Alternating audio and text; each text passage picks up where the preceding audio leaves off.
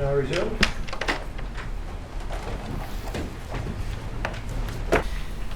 So section 5.4.9 of this chapter sets out a table which looks sort of like what we saw in the Outlook document. Is this information in the IFMP related to the Outlook document we saw earlier?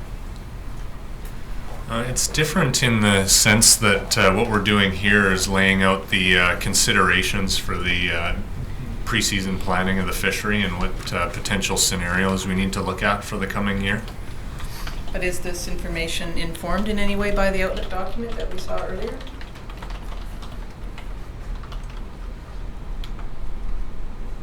Usually what we would have in the comments box would be similar to what was in the Outlook and or informed by the forecast information if we had that available at the time of the draft. Okay, if you turn to page 72. Yeah, stop there. You see there's two stocks that are identified as conservation concerns.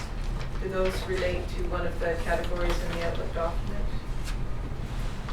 Yes, these would have been classified as Category 1 in the Outlook document. Ms. Baker, I wonder if I could just ask, just for some clarification so I can follow this. Could you go back to the table we were looking at just before the break? This is the pre-season forecast table? Right. Okay, that's CAN 60, page 64. Right. In that table, there in the second column, it refers to CUs. Earlier on, the witness mentioned that the 2009 information was not adjusted or aligned for the wild salmon policy. And I noticed in the document you've just referred the witness to at page 68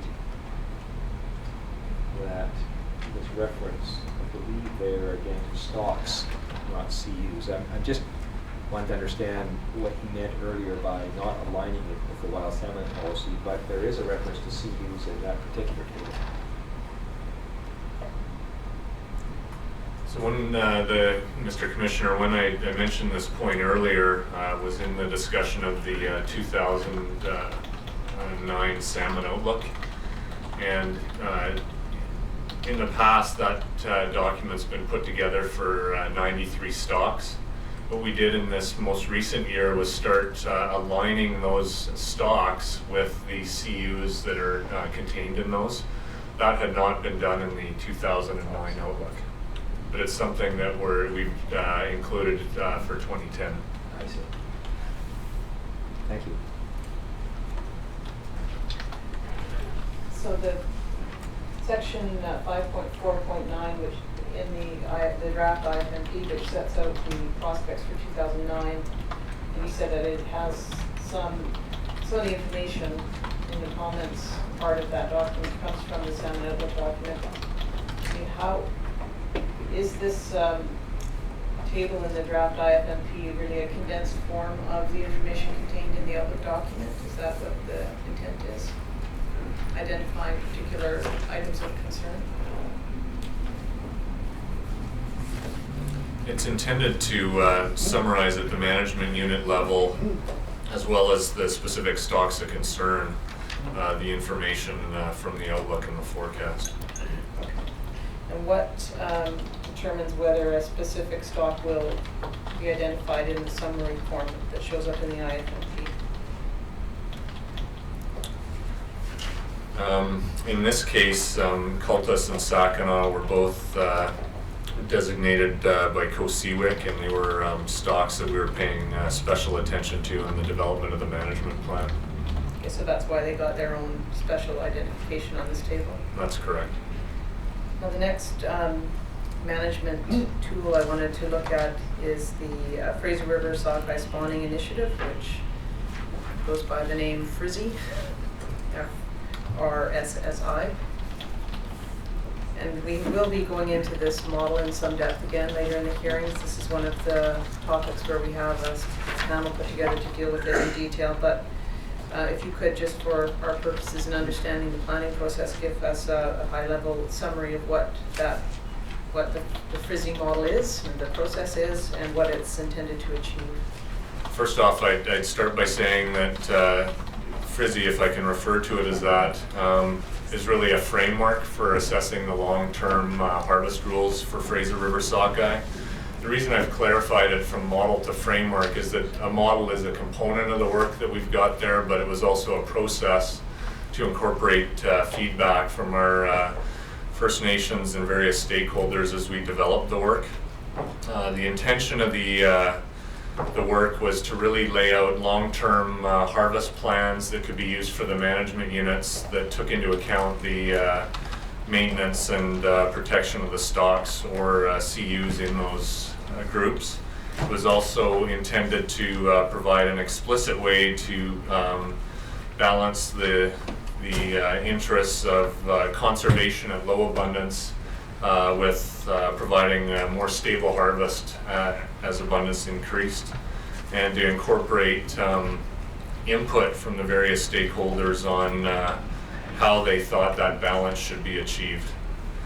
In addition, the model itself has been developed extensively over about an 8-year period, and it's increasingly been developed, and it's had 2 scientific reviews as the department's tried to incorporate feedback that we've received on initially shortcomings in the model or additional things that people would like to see addressed. So as the process has unfolded, we've also increasingly made modifications to the modeling tool itself to try and incorporate some of the concerns people have. Canada is responsible for setting escapement goals under the Salmon Treaty. Is this one of the tools that's used to assist Canada in setting those goals? Yes, we've been using the outputs from the FRISI process from 2007 for the purpose of setting escapement targets for Fraser sockeye. Objectives defined in the context of FRISI.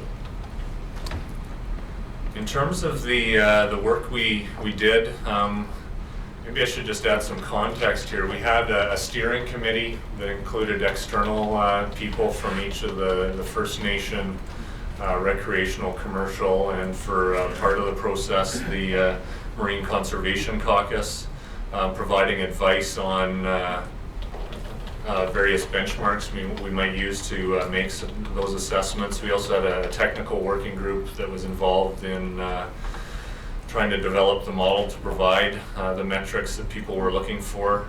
In a broad sense, what we were doing for conservation units or stocks was looking at the impact of a particular harvest rule on the conservation objectives for individual populations. And the way we did that was set benchmarks for spawner abundance, and we looked at the probability of those being exceeded over time.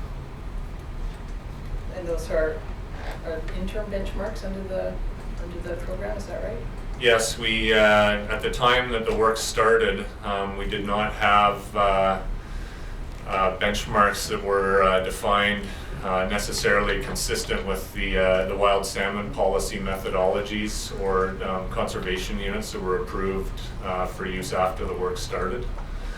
Some of the more recent work will be to incorporate, or some of the upcoming work we'll have to do will be to incorporate those benchmarks. But at the time, we were using the advice of our steering committee and others to develop a range of benchmarks that we use to look at abundance of spawners.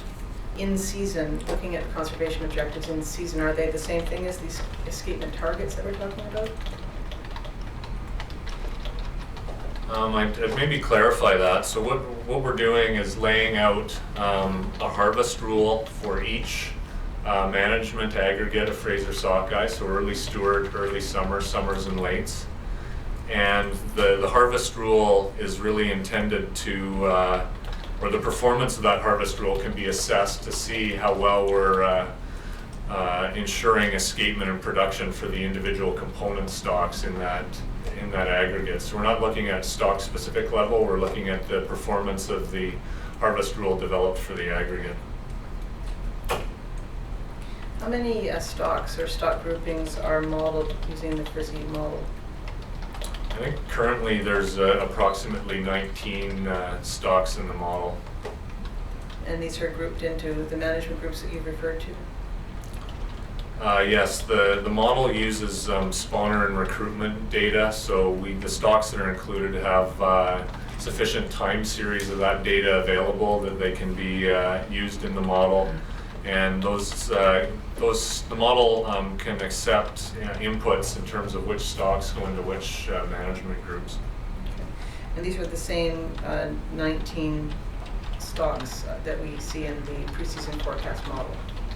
It's my understanding that they line up closely with what's there, if not identically. It's based on long time series data that has been collected by the prior commission and the current commission and Department of Fisheries and Oceans over years, going back to the 1950s or earlier.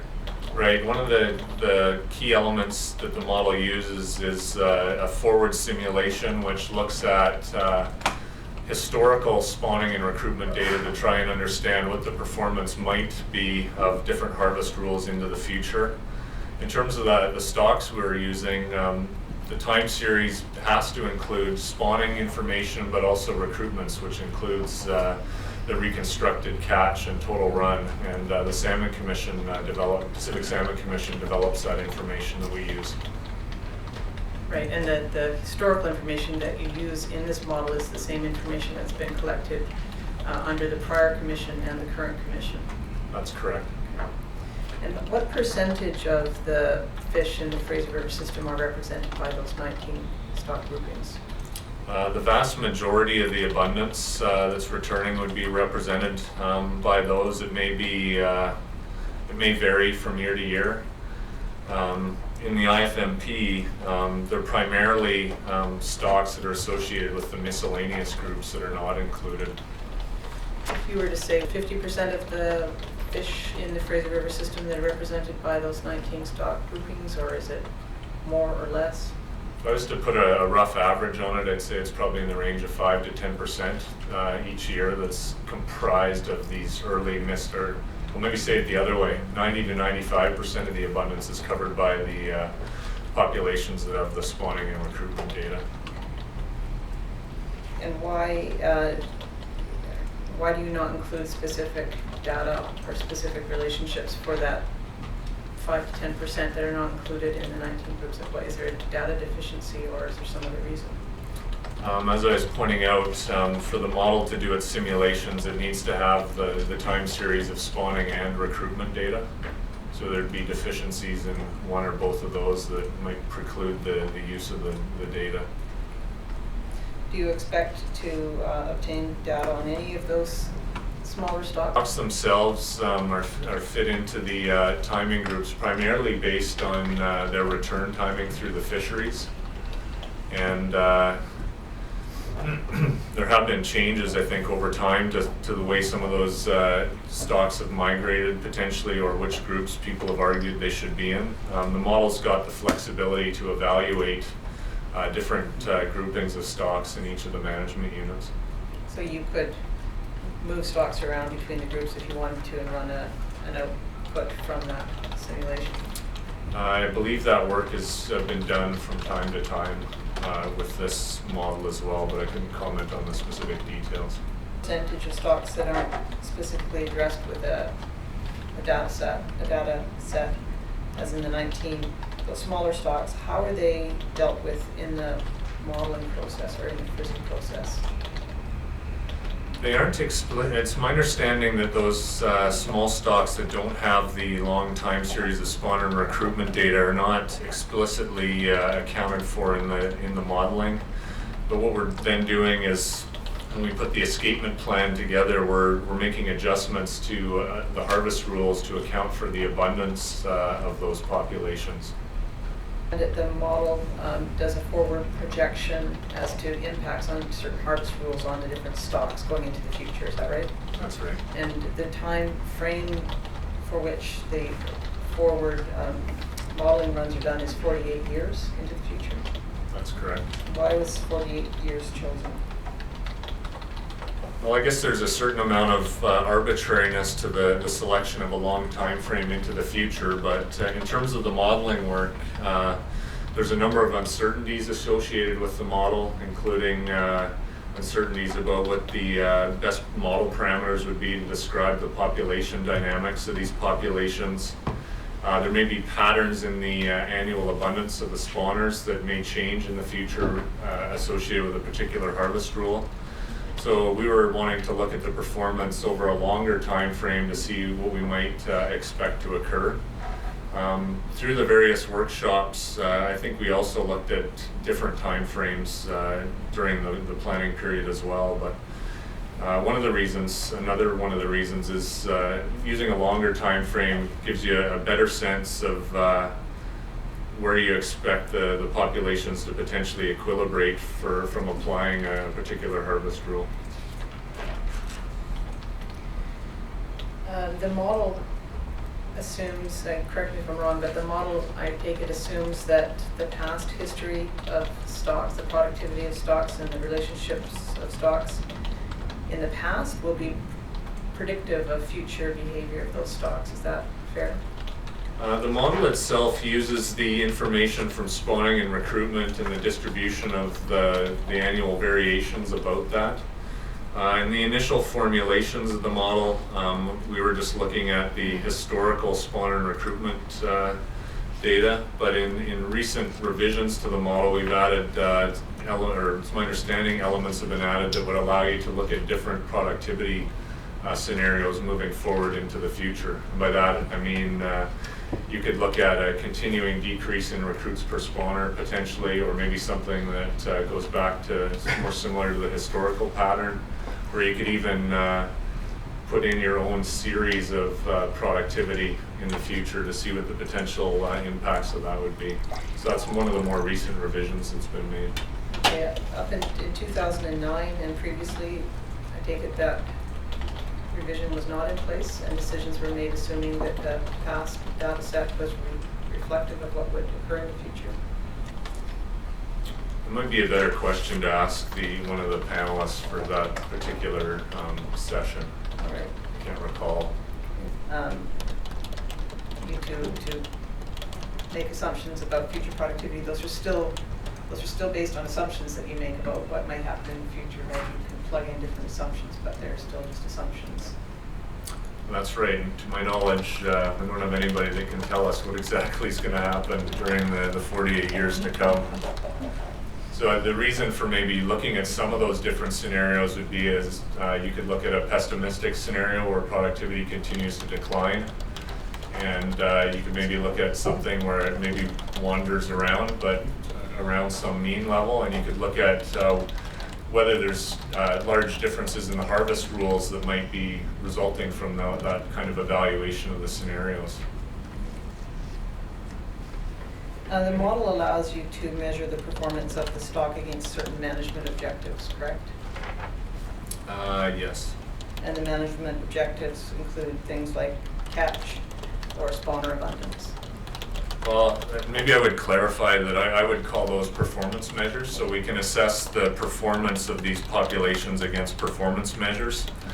A couple of the key categories of performance measures, and we looked at dozens, if not more, of potential different ways to look at this over the course of the production of the work, but one of the key ones we look at is whether the population's above an escapement benchmark, however that might be set, and there were some different options for setting those. So avoiding low spawner abundance is the way I would characterize it. The other one of the key ones that we were looking at was stabilizing catch. So how often does your catch in any given year exceed some level? And 1 million fish was used for at least some of the simulations, but other levels could be looked at as well. How were these performance measures determined? The performance measures themselves were the outcomes of the numerous workshops and discussions we had with our stakeholders during the development of the model.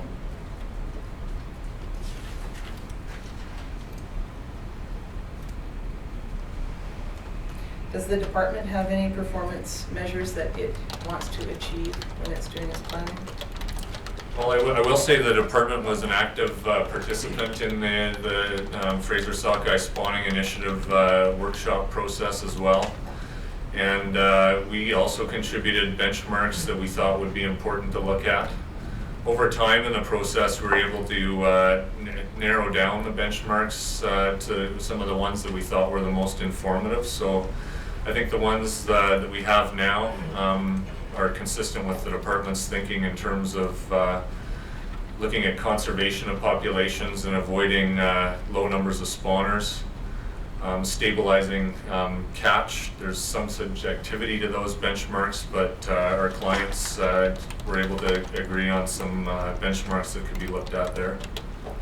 When you say your clients could agree, who are you referring to?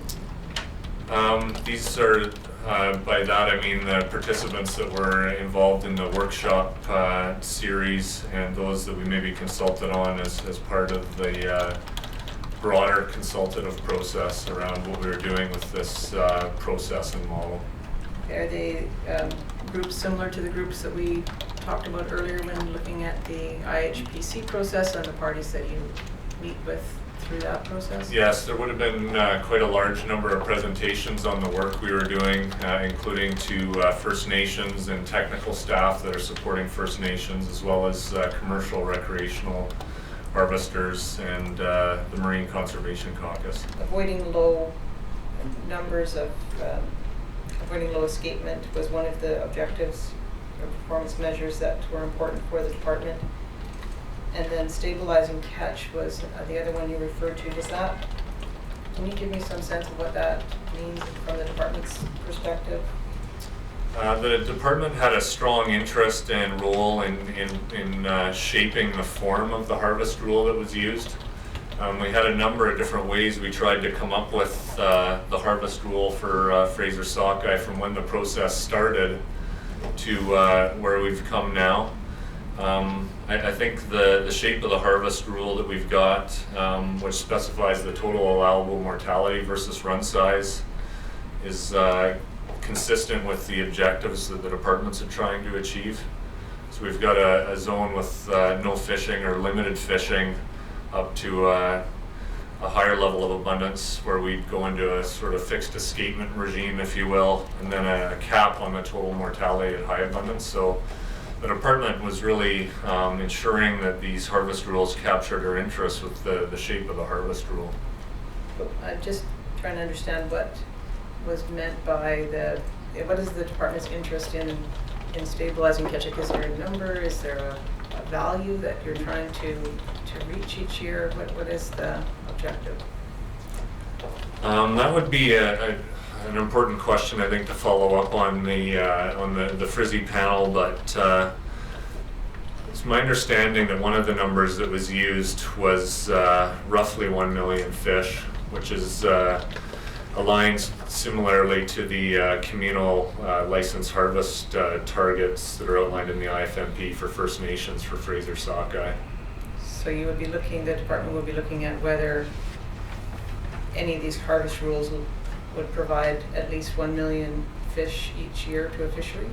So that was one of the performance measures that could be looked at, and these were all provided in a probabilistic sense. So you could look at the probability of avoiding low catch in terms of a probability value, which gives you an indication of how many years out of 10 you might avoid falling into that scenario. Or how many times you might go lower than 1 million fish available for catch? How many times out of 10 you may go beyond a certain benchmark for escapement targets, that sort of thing? That's right. Now, when the first draft of the IFMP is presented, there are certain options contained in it that are generated through the running of the Frizzy model. Is that right? That's correct. The 4 options in the draft IFMP were some of the options that were looked at as part of the process. Okay, if I can ask you to go to pages 64 and 66 and 67. I was writing there which is page 66, table 10A.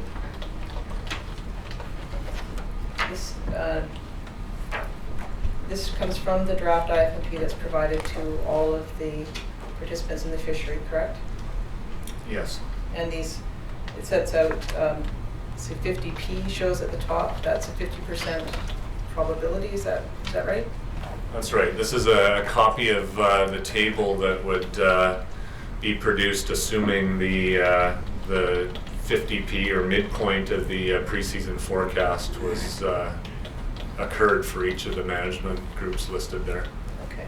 And then the options that you see for each of the runtime groups, there's 4, 3, depending on what you're looking at. These are all options that were, the numerical values that are presented are generated through the running of the fisheries model, is that right? That's right. Those are specific, the two, for example, on early Stewart option 1, the 4,000, the 10,000 numbers are the two points that would, inflection points that would describe the shape of a harvest rule. So each one of those options describes a different harvest rule that might be used for that management unit. So just to try and put some diagrams in front that may help explain this a little better, could you go to the 2009 escapement strategy memo? That I think may be helpful in helping to understand this. So that would be found at tab 11, and the CAN number is CAN 015976.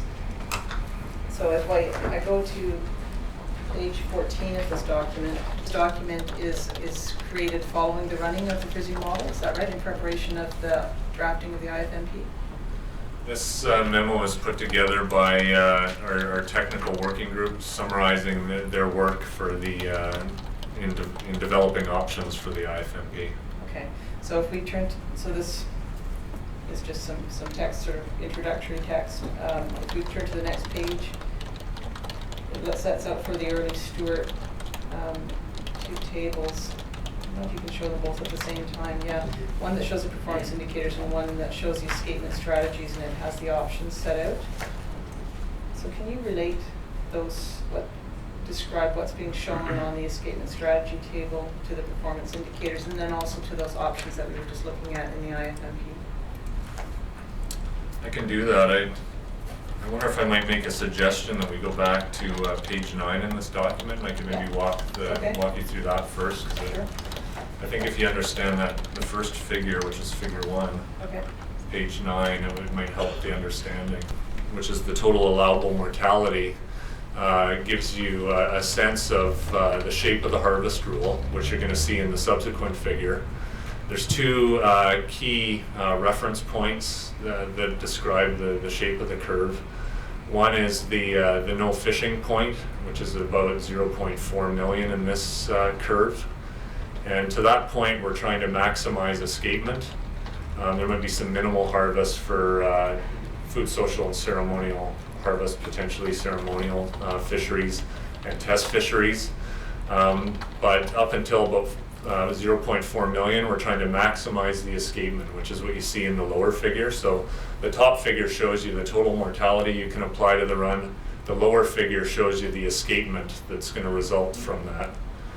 For the next sort of middle stanza between the no fishing point and the cutback point, we enter in a period from 0.4 million to 1 million where we're applying a fixed escapement. So over this run size return, we're allowing 400,000 spawners to go back to return to spawn. And so you see the total allowable mortality increasing over that point.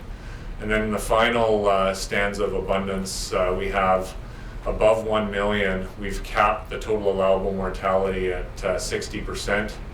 And it splits the benefits essentially 60-40 between catch and escapement.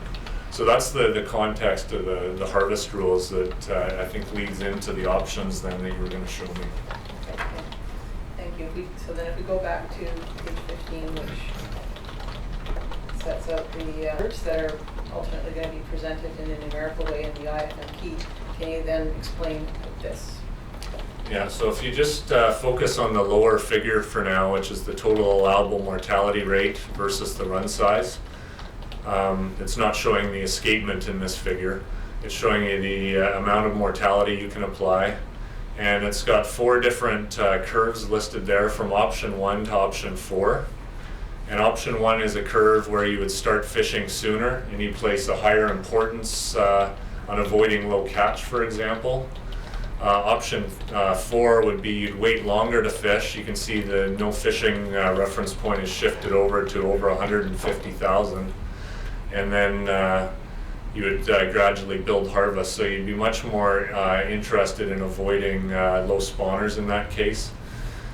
In terms of the performance indicators at the top, the axis on the top figure is the run size at which the total allowable mortality is reduced. So it's the essentially the cutback point. So you can read off there what the performance of the different options would be. So option 1, for example, has a cutback point that's quite low here, and well,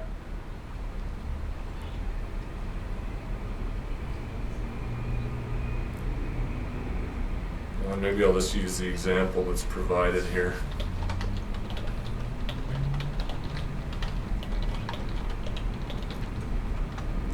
Maybe going back to the lower figure, the vertical dotted lines and the solid vertical bars show you the probability range on the forecast, with the solid bar being the midpoint of the forecast.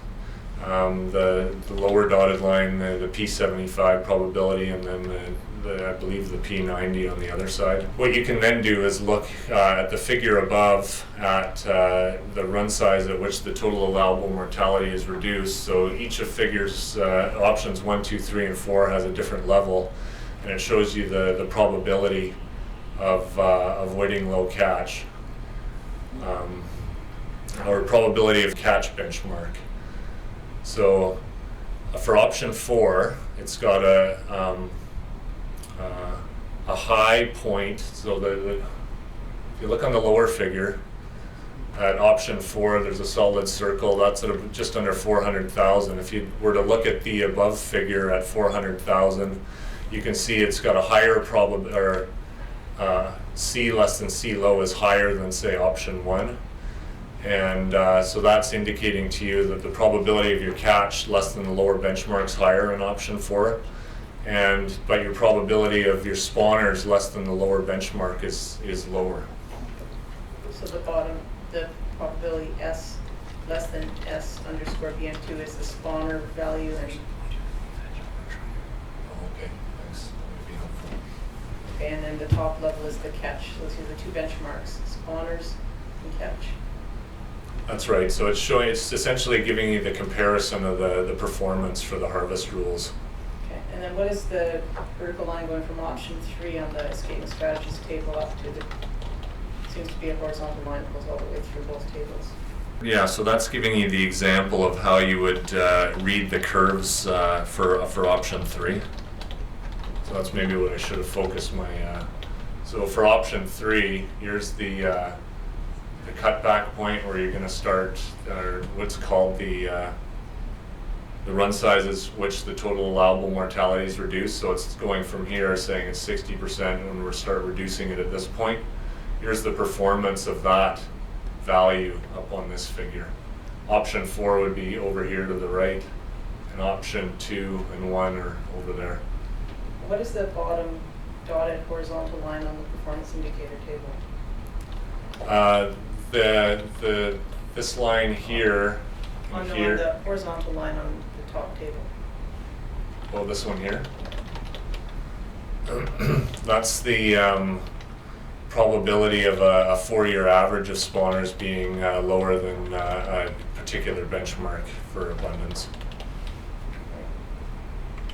Is this management escapement memo provided to all participants in the process, or do they simply get the table in the IFMP?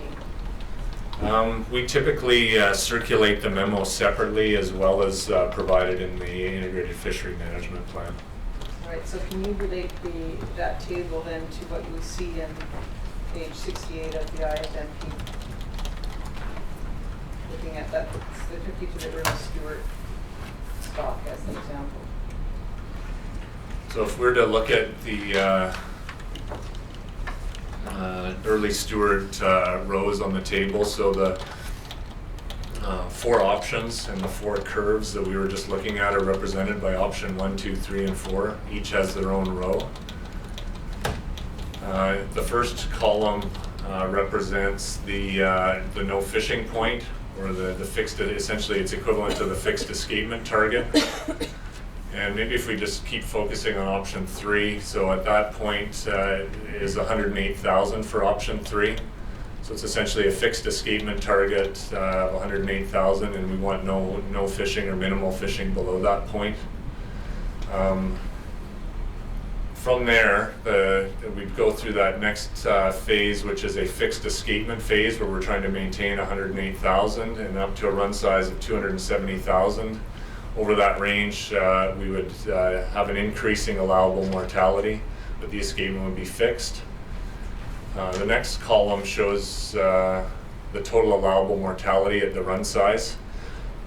So this is saying if you were to use the 50p forecast for the year and looked it up on the harvest rule, what would be the total allowable mortality at the run size? So for option 3, it's 58%. The escapement target associated with that is 108,000. In the escapement plan, we also include some provisions for in the preseason for management adjustments. And maybe it'd be a good point here to describe what that is, but that's a provision to account for the fact that we quite often have fewer fish than past mission in the lower Fraser show up on the spawning grounds once accounting for catch. So it's essentially a buffer that's added to try and help improve the achievement of the escapement target. That proportional adjustment is just multiplied by the escapement target to get the actual management adjustment in a quantity of fish, which in this case is 63,720. After accounting for the escapement target and essentially this management adjustment buffer you're putting on it, the exploitation rate then for fisheries available would be 33% under this option, or 83,300 fish for this option.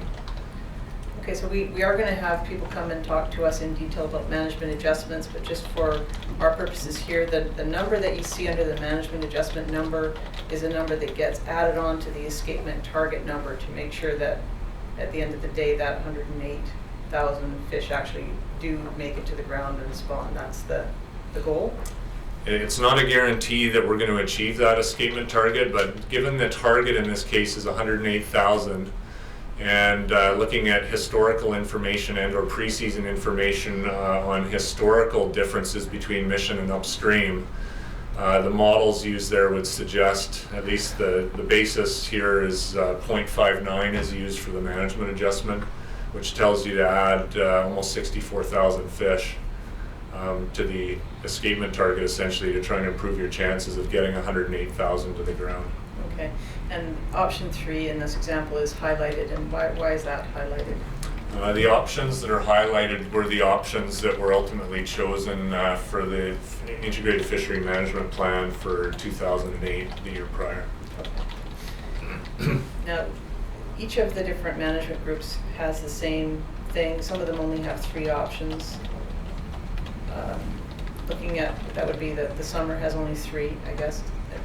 BK group, what's that? That's not a runtime group. What's that one? This is Birkenhead stocks that are returning and migrating through the lower Fraser up through into the Harrison system and beyond, And but not including Harrison. And why did they get their own line on this table? Well, Birkenhead was a group that we were considering separately for a couple reasons. One is that it didn't appear to have the same early entry and high mortality at the late run, and so we weren't applying a management adjustment to this group. And also with its migration, it wasn't likely going to be subject to the same constraints, or it wasn't going to be exploited similar to either similar to the late run group. For that reason. And so we just, and because we're passively managing it essentially, we just bookmarked the summer run exploitation as the upper end on what would occur for this stock, and then provide the associated information. How is the decision made to provide these 4 options? Is there a process to decide which options will be presented every year, or are they a standard set of options that are run every year?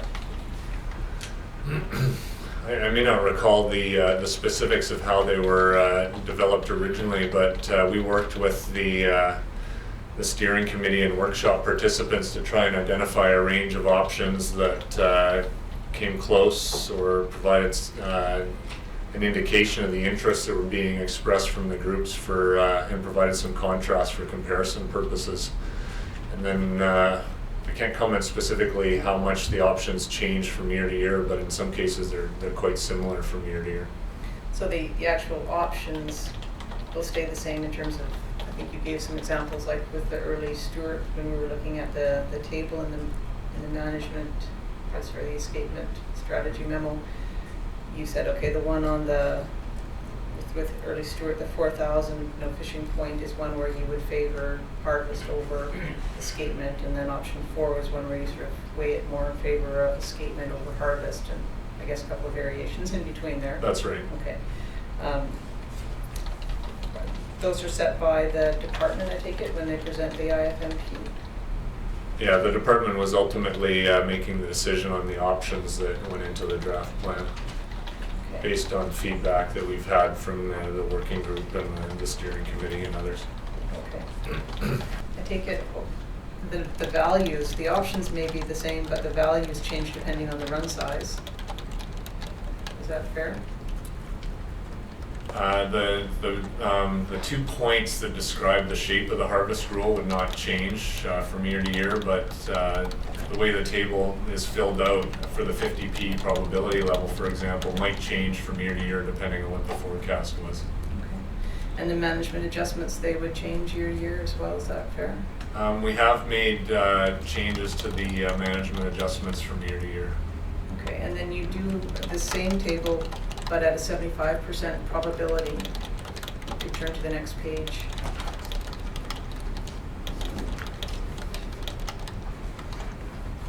So that's laid out as well. And again, this 75% probability means what again? It's the probability of the return being at or above that run size, so it's actually a lower level of abundance than the 50% probability. Okay. All right, so these are both presented to the people who participate in the IHPC through the draft IFMP. Is there a discussion around these different options then with the different stakeholders? Yes, we would present this information at the IHPC, but also to our other advisory processes and meetings as well. And we have developed, we typically would develop a presentation and provide the memo as well, the escapement plan memo for the various different groups to discuss this. Where the capacity is in place for technical groups to meet to discuss as well, we do that too. And what is that? Can you explain that? First Nations, for example, have some technical advisory processes that the department would meet and present this information to. For the Sport Fishing Advisory Board and the Commercial Salmon Advisory Board and others, it would typically be departmental staff providing the technical support to help understand the information. So would there be separate meetings with those different organizations, or would it all happen at the IHPC? It would happen at all of those. So we would take the information to the IHPC, but also to the other processes as well. So there'd be some overlap depending on who the representatives were at each meeting. Sorry to back up. One thing I meant to ask is the late runs seem to have a different format than the other run management groups. Can you explain why that is? The late run had a couple of considerations that are important that were identified in the table.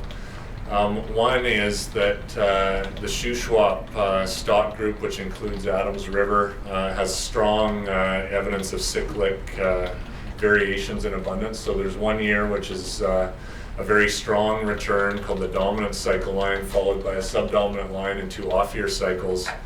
And when you looked at the harvest rules, the 2 off years in particular would quite often fall well below the no fishing point. So if you were to look at the 4 options at the bottom, in years, and this was an example of one of the off years here, you'd see a 0% total allowable mortality across all of the options.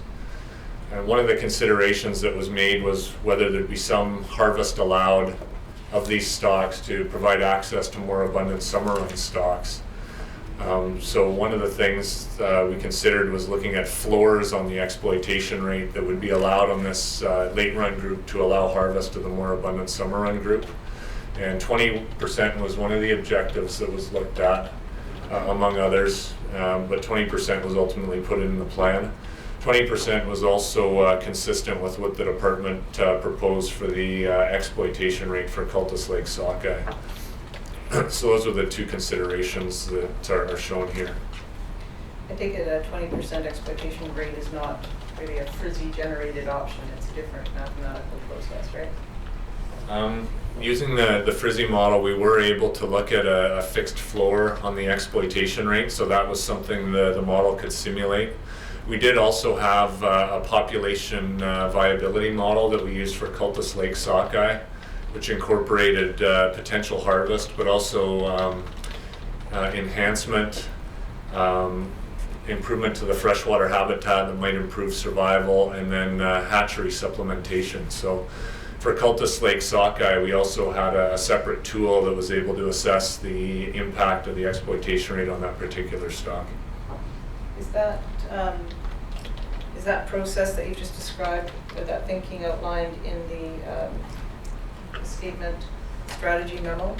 If you turn to page 19 of that document, which is at tab 11, it says the strong cyclic pattern. It explains the information on the 20% exploitation rate floor that was in place for 2008. Is that the same reasoning as to why it was being suggested for 2009?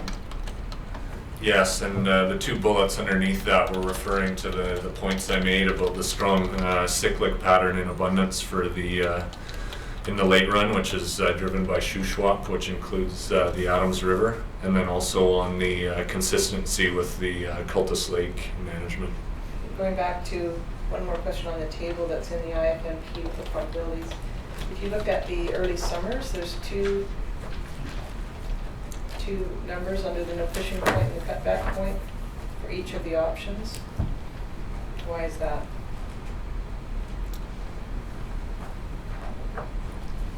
That's actually a good question and point to clarify. So for each option, you'll see, for example, option 1 has got no fishing point of 80,000 and a cutback point of 200,000.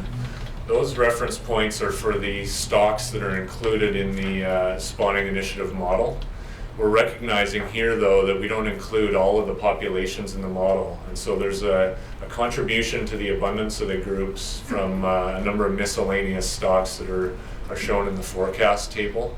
And so what we're essentially doing is shifting the harvest rule to account for the abundance that's going to be contributed from these miscellaneous other stocks. So they're getting the same harvest rule applied to them, but we're basically making sure we don't apply the harvest rule at a too low of an abundance. And I hope I've explained that correctly or accurate, or in a way that makes sense. We're trying to account for the fact that the model develops a harvest rule for only the stocks with stock recruitment data.